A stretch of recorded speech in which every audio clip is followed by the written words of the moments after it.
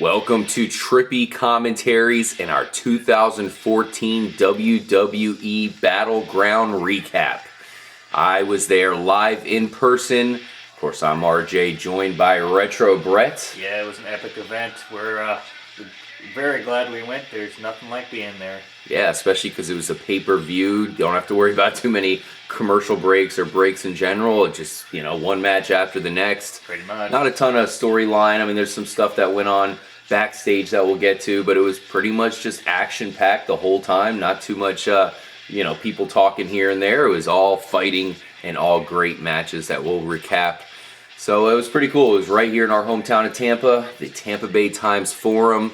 Epic stadium, epic place for an event to be held, and we'll let you know what we thought of every single match and what happened.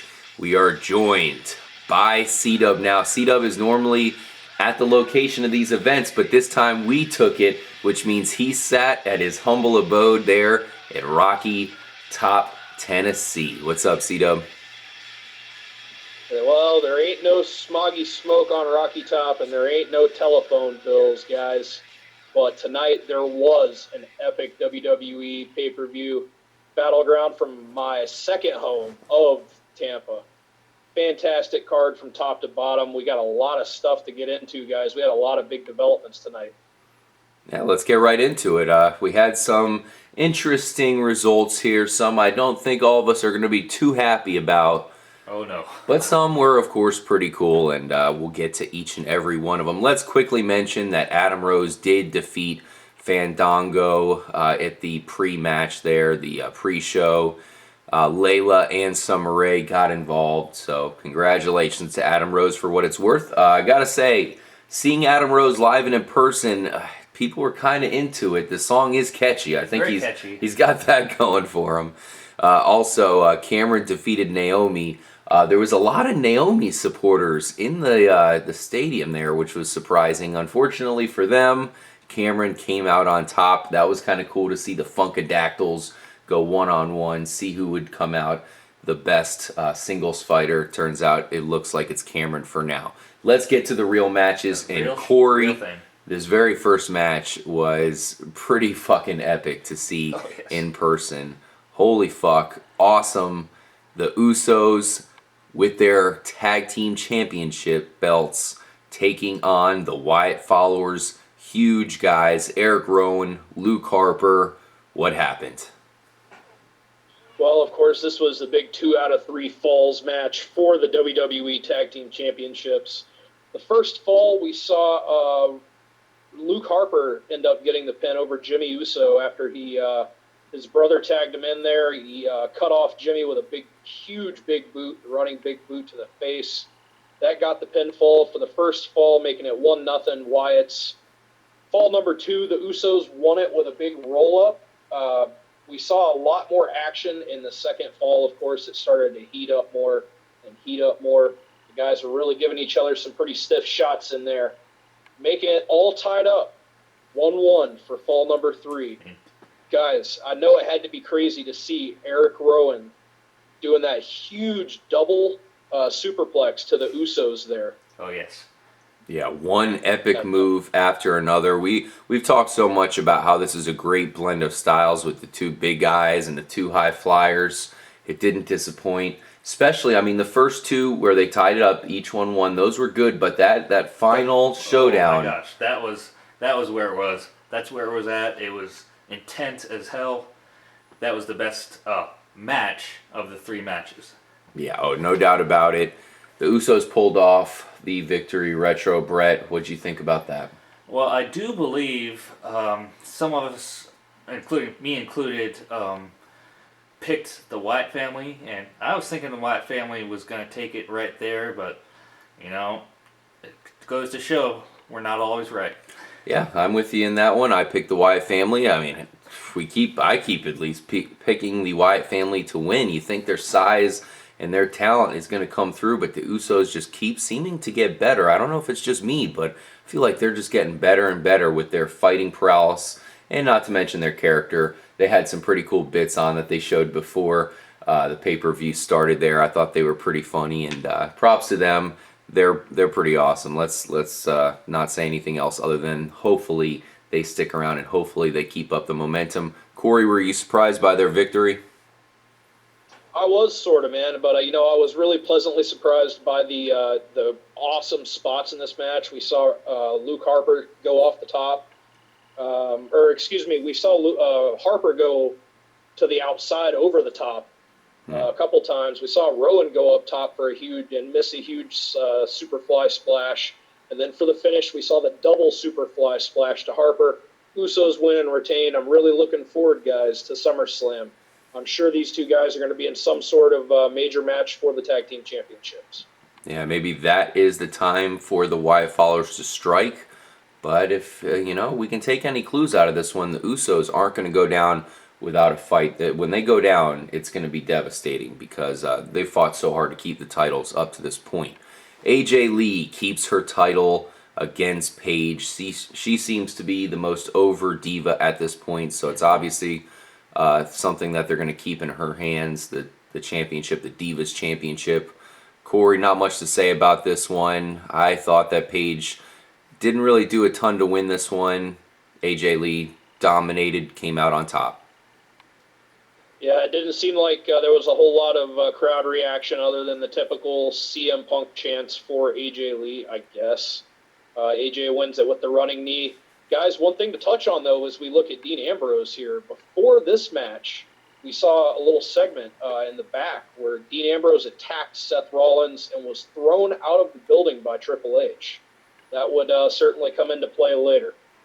Yep, their match was coming up. It was right after the epic Rusev versus Jack Swagger match. After that, we would see what would happen with Seth Rollins and Dean Ambrose. Everybody around us was anticipating that matchup. We'll talk about it very shortly. But first, Rusev defeats Jack Swagger. I gotta say, there was a spoiler alert for us as I could see clearly from our seats the Russian flag hanging above, waiting to come down and have Rusev, of course, have his congratulatory little session there with the flag in the background. But that said, it was not exactly his strongest showing, and I don't know if he deserved this win. Match. Well, I mean, I thought Jack Swagger looked to get the victory. I mean, he had him in an ankle lock a lot here, and that's a devastating move. Rusev does not seem to be coming out of those ankle locks too good. I mean, he's limping. He could hardly even stand on 2 feet. What'd you take out of this one, C-Dub? Well, I mean, it was kind of an indecisive win for the undefeated Rusev in the fact that it was count out. Jack Swagger ended up hitting his head on the ring post at the end of the match, and that basically led to the count out, the 10 count, of course, for Rusev to win. Like you guys said, once that Patriot lock, that ankle lock was locked in, man, it seems like the crowd was really, really super into it and ready for somebody to finally take down Rusev, but it just didn't happen. Maybe these two guys, since we had a very indecisive win here by Rusev, maybe we see this feud heat up a little bit more. Yeah, I mean, like you said, Cory, Swagger had a pretty good reaction here. Everybody was into him. Everybody was saying, "We the people," every time he went to do it, which felt like it was like 4 or 5 times he said that. It was several times. Every time people were right there with him waiting for that moment, and they said it. Unfortunately for him, the Patriot lock was not enough. I think he might have shown off a weakness here for Rusev, as this was probably Jack Swagger's match to lose all of a sudden. Rusev outsmarts him. They were both caught outside the ring. It was about to be a double elimination here, disqualification with the count out. Rusev barely gets back in after Cory said, knocking Swagger into the pool, which gave him just enough time to jump in the ring and come out with the victory. Russian flag came down. Lana was pleased. All right, Cory. Seth Rollins defeated Dean Ambrose by forfeit. What the hell happened? Well, of course, as we said earlier, after attacking Seth Rollins in the backstage area, Triple H threw Dean Ambrose out of the building. So, of course, Seth Rollins comes out, takes the mic. He's got the Money in the Bank briefcase, of course, still. Says, since Dean Ambrose was ejected, he has come out to accept his victory via forfeit. He wants to be announced as the victor, and of course the official and the announcer all do up with that. Guys, this had to be a huge disappointment at first, thinking, all right, well, this is it. We're not going to see the match. Yeah, I mean, of course, it was a huge disappointment in the end as well, because Dean Ambrose did come out, but it was not an official match, and everybody there was really looking forward to that one. It was a no-brainer. I was looking forward to it. Retro Brett was really looking forward to it. Back in the day, Retro Brett was defending Seth Rollins. I was defending Dean Ambrose. Yeah. This was finally the chance for us to see who was the superior. Yes, I think we almost powerbombed one another from that, but unfortunately that is going to go unanswered. Dean Ambrose, kind of like you alluded to there, Corey, he came out, he had the last word, but we got to mention that later on, there was a little session where it showed Rollins outside with some bodyguards. He told the bodyguards to get out of there. He's okay. Kind of looked like he was spooked after that, so I don't know if it was the best idea. Wow. Camera was just kind of staring at him. You felt something was going to happen. Well, I noticed that the trunk behind him, the little trunk lid was ajar a little bit. Oh, really? Very astute. I did. Yes, and of course, Dean Ambrose did come out and pretty much jumped Seth Rollins, making it so Seth Rollins had no other plan but to just flee the scene. I could definitely tell exactly where he was there at the forum. It was pretty funny to recognize where they were fighting. Seth Rollins leaves and apparently never comes back. Corey, were you surprised that this was the way that he would end the night? I was a little bit surprised. Honestly, I got to say I was kind of underwhelmed by the fact that we didn't have some kind of big showdown, a singles match.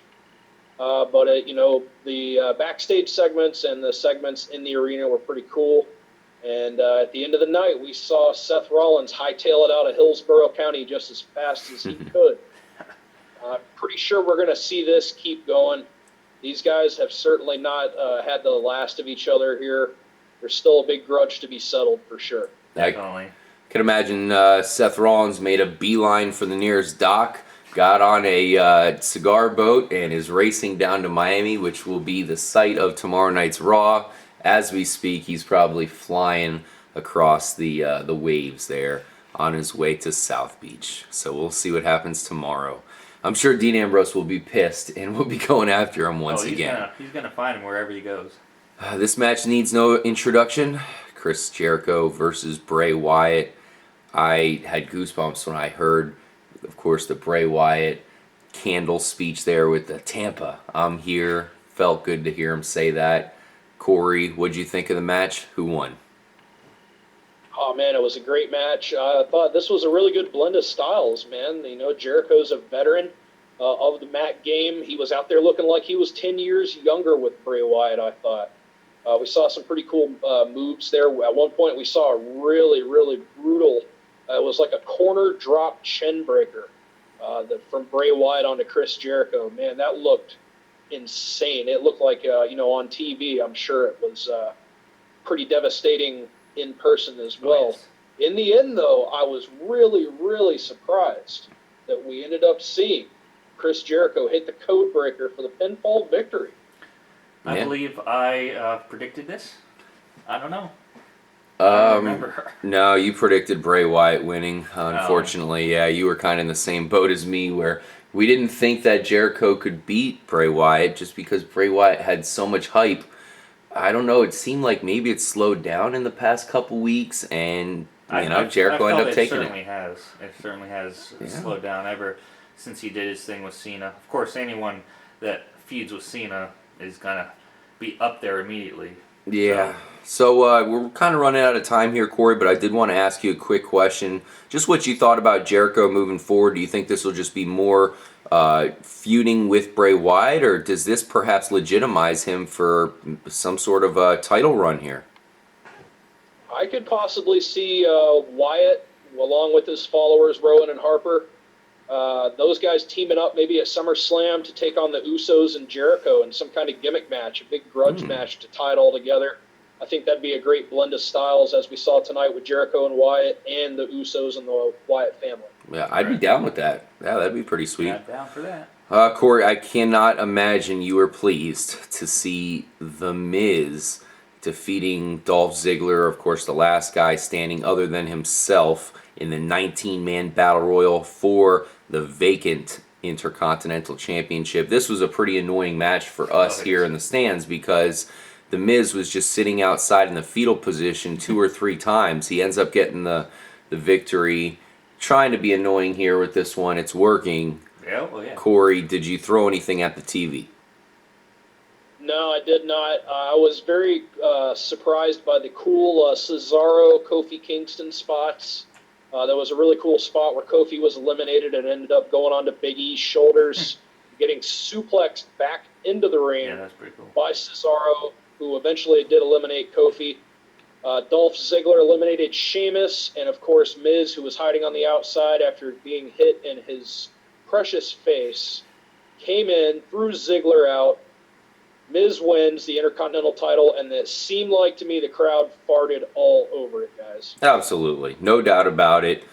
Really, I mean, because I hate to brush over some of these great moves that we saw in this match. I felt like it was a pretty involved battle royal match compared to some where we see, they were a little, it's just kind of sloppy, a clusterfuck, so to speak. This one was kind of cool. It started off where everybody jumped on the Great Khali, and, things were crazy left and right. Cesaro looked good, but then got knocked out. Sheamus, who a lot of us thought were going to win, looked good, but then he got knocked out. The Miz just put a black eye on this event because, take all that away, the winner was someone who was in the fetal position most of the match. That's shameful. We'll see what happens from here. None of us are too happy about this. We'll see what happens when it comes to the Intercontinental Championship. I hope Sheamus feuds with him and takes it from him and finally fuses together those 2 belts once and for all. We're all waiting for that to happen. The last match we got to get to, guys, the big main event. The WWE Championship Fatal 4-Way match. John Cena came in with the title against the Demon Kane, who apparently is going for it himself now. Screw Randy Orton. Good for him. Who's also in the match. Randy Orton got a surprising, a lot of people liked him there. I felt like a lot of people were cheering him when it came out. People were singing to his song and all that. Definitely a surprising reaction for me. And Roman Reigns, no doubt about it, one of the biggest stars there is. It's only a matter of time before he wins the championship. Was it tonight? Cory, break it down for us. Guys, Roman Reigns was so close tonight. It just didn't work out. John Cena ends up retaining the championship. Seems like you got a pretty good reaction there, guys. I know Retro Brett was certainly among the C Nation. You could tell it was a bit of a hometown reaction for sure. Oh, yes. Cena sucks. Let's go Cena. I was one of those, guys, I mean, this was super close. We saw Roman Reigns end up countering Kane for the, going for the choke slam there, the tombstone. Hits another spear. There was a multitude of spears. Roman Reigns was throwing out spears left and right. Orton comes up, RKO on Roman Reigns. Cena comes up out of nowhere, hits the AA onto Orton, onto Kane, and then pins Kane for the 3 count to retain the title. Guys, Plan A didn't work. It doesn't seem Plan B worked. Tomorrow night from Miami, guys, I fully expect to hear all about Plan C. Really? Wow. That means, I'm assuming it's no secret, we all think Plan C is pretty obviously Brock Lesnar. Will he show up in Miami? We'll find out very soon. But when it comes to that match, one more thing I do want to mention, Cory. Did you see that double DDT Randy Orton pulled off? Pretty impressive. Oh, most definitely, man. Yeah, there was quite a few good spots in this match. It definitely lived up to my expectations as far as these 4 in the match. Although I got to say I was surprised by Cena retaining. But, Super Cena prevails again. And that what was it, powerbomb suplex? Yeah, there was a bunch of good moves, like Cory said. Very epic matchup. I felt like it ended a little abruptly. I don't know if there was a delay, Cory, but the match ended with about 10 minutes until 11. So we were waiting for, of course, Seth Rollins to come out. Maybe he did a U-turn somewhere here. Maybe got lost. Something to happen. We didn't see any Plan B. no plan C for something that the authority was so sure of. I mean, they even said, oh, we're positive the guy we want to win will come out. Unless they want John Cena to win, then no, that their plans did not work at all. Plan B was nowhere in sight. Nothing happened there, so I'm assuming there was a delay. It just ended, and Cena wins. He did get a decent reaction, but to me it was the same old thing as far as Cena's concerned.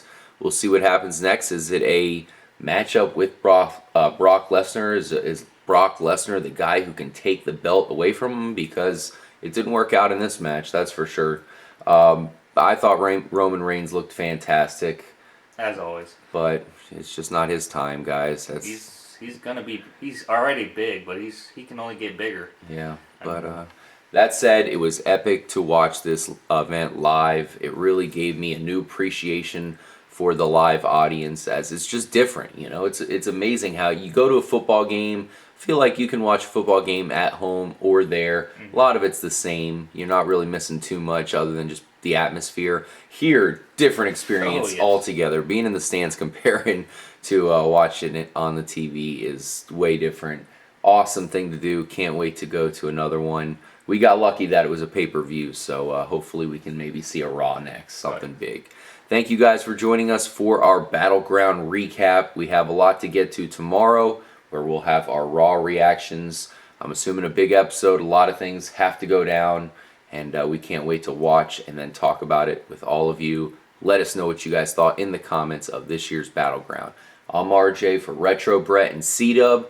Thank you again for being part of our coverage, and we'll see you for Raw reactions. Peace out, guys.